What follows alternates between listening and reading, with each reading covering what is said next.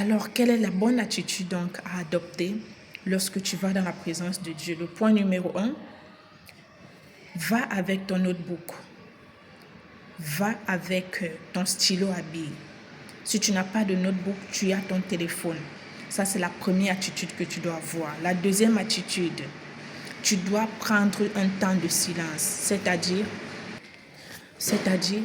arrêter de trop bavarder, arrêter de trop monologuer dans la présence de Dieu. Arrête-toi lorsque tu as prié et prends un temps de silence. S'offre de prendre un temps de silence, peut-être 5 minutes, peut-être 10 minutes, histoire que Dieu te parle. Et lorsque tu prends ce temps de silence, aie le regard fixé sur le Saint-Esprit. Attends-toi à lui. Si tu sais prier en langue, prie en langue. Dis-lui que Seigneur, je m'attends à toi et je te fais confiance et je sais que tu ne me décevras pas. Je sais que tu vas me parler. Aie vraiment cette attitude et cet état de cœur. Pratique-le tout le temps. Lorsque tu le fais, tu te laisses en fait conduire. Et pendant ce temps de silence, il peut y avoir des pensées qui montent dans ton cœur. Note-les. Il peut y avoir des images qui passent en fait. Note-les. Il peut y avoir, voilà peut-être une inspiration qui monte en toi. Note-les. Maintenant, la deuxième des choses aussi, lorsque tu es en train d'être conduit par le Saint-Esprit, d'où je n'arrête de dire, il est important de toujours être conduit par le Saint-Esprit, toujours invoquer le Saint-Esprit de te conduire, avec la conscience qu'il te conduit. Ça, c'est ce que j'aurais dit dès le départ. Donc, lorsque tu as cette conscience que le Saint-Esprit a pris le contrôle, lorsque tu as cette conscience que le Saint-Esprit a pris le contrôle dans la prière, et il est celui qui inspire les pensées de ton cœur et les paroles de ta bouche, alors là, prête attention aux paroles qui sortent de ta bouche. Prête attention aux pensées qui montent dans ton cœur.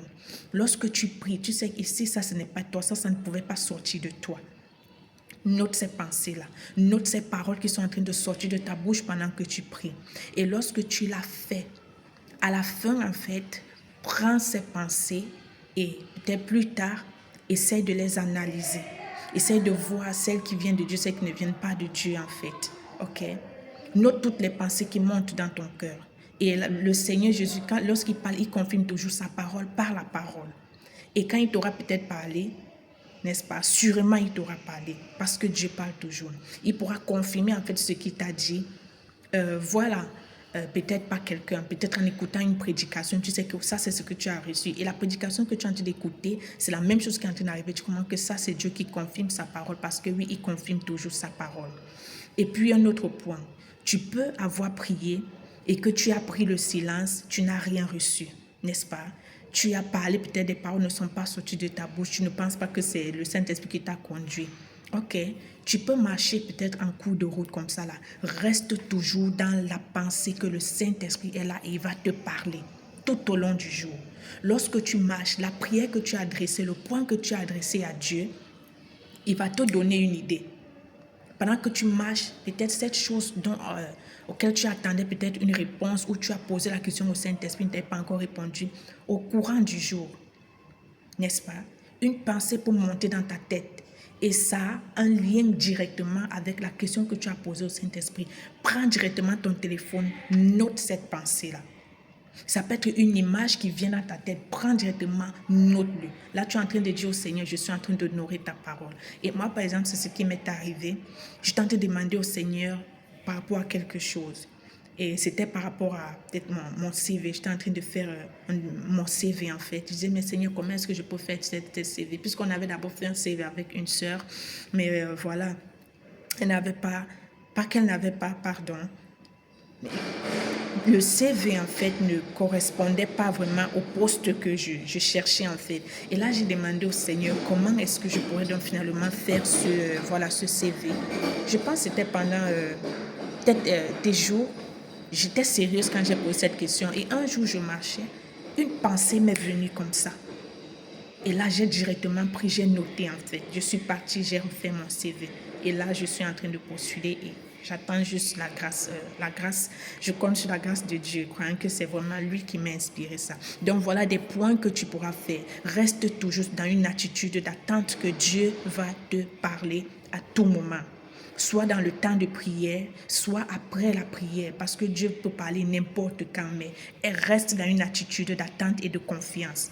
Bien, voilà ce que je voulais partager avec toi.